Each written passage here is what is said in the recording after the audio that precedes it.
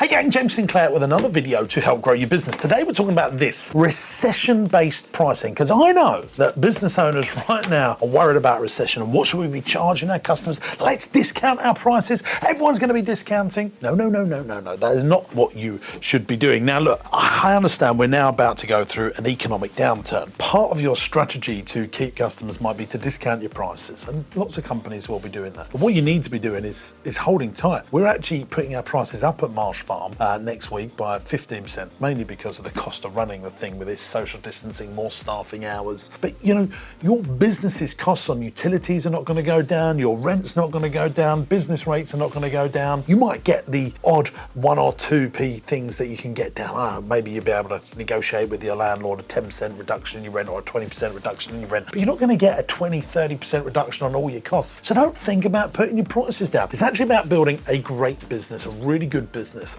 And remember this little cookie that I always tell people is, remember this one. You know, people don't expect free forever, but they do expect discounting forever. So if you train your customers to accept a 20-30% discount on when they buy from you, they're going to expect a 20-30% discount all the time. Now look, let me just give you this little scenario about a business here. Most businesses are only making sub 5% net profit from their business. So if they're turning £100, they're keeping a fiver off that. Now, what I've always said to business owners is you want to be thinking about making 20% profit from your turnover. So if you're turning £1 million, you're keeping £200,000. Now, who do you know really when they're turning £500,000? Are they keeping £100,000 on the No. They're paying it on wages, on overheads. It's easy to keep 20% when you're a small micro business, you're a one-man band. But it's actually when you start employing people and building a commercially profitable business that works without you in it day to day. And that's the aim. So you want to be aiming for 20%. If you discount your prices by 20%, you've lost all your profit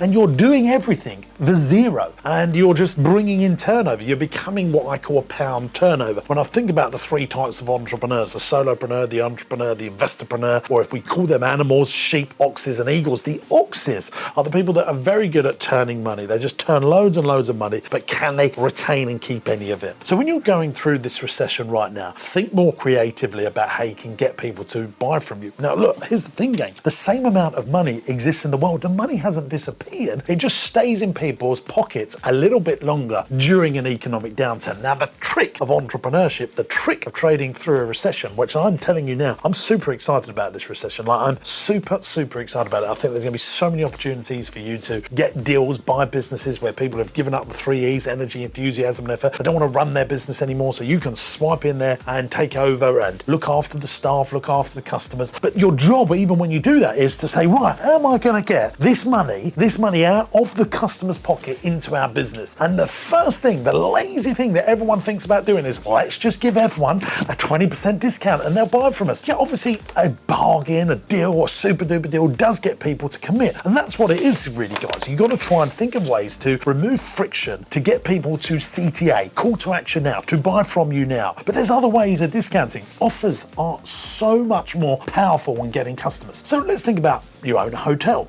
and it's £300 a night to stay in your hotel. And you think, right, I'm not filling up my hotel. Everyone's a bit more cautious with their money. Let's do it half price. All right, yeah, congratulations. You've filled the hotel up now on half price money. But have you actually made any money? Why are we doing this? Why are we doing this? Why are we doing this? That's just not the right thing to do. Better to say, right, it's £300 a night, but let's throw in dinner and a glass of champagne or a bottle of champagne and a free massage if you book tonight or if you book in the next 7 days. That's an offer. Now that's going to cost you, say, £30-40 in raw cost to do that, but it's so much better than actually giving cash away of half price. And I just find so many business owners are lazy in their ways of getting people to action. So CTA, call to action, that's what we've got to work on. Call to action, that's the plan. Now, one way of doing that is discounting, but we don't want to discount. We've got to think about offers, gang, and that's how you get people in. And also, remove friction from people buying from you. People will pay more if there's less friction. I certainly, with Amazon, I can see a number of prices are cheaper, but